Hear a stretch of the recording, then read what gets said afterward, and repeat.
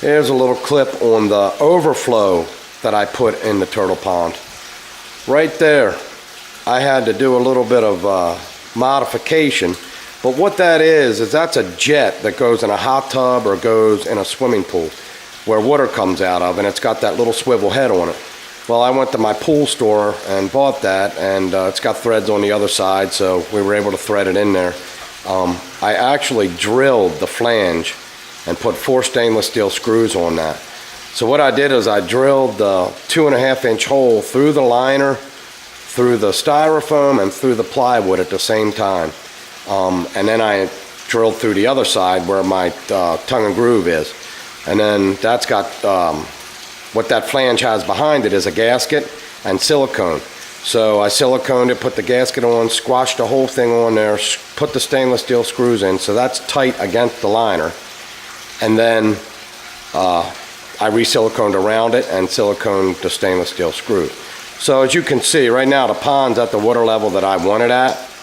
And God forbid I do a dumbass thing like I always do and let the water run in here, which means I drop a hose in and then I take a phone call or I go do something else and I let the hose run, and believe me, I've flooded this basement out enough times to know.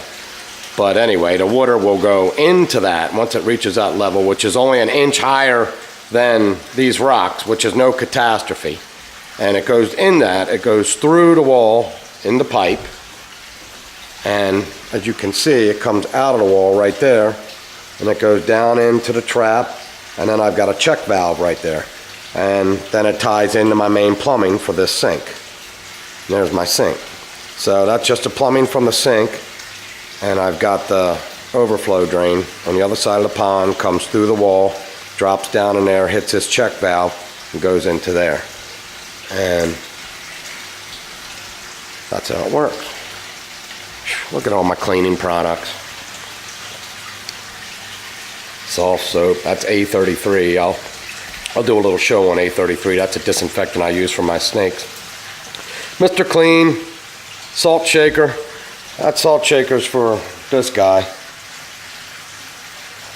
Had to add a little bit of salt to his water. He's got a little wound. That's a snake net. He's getting better. But that's how that overflow works.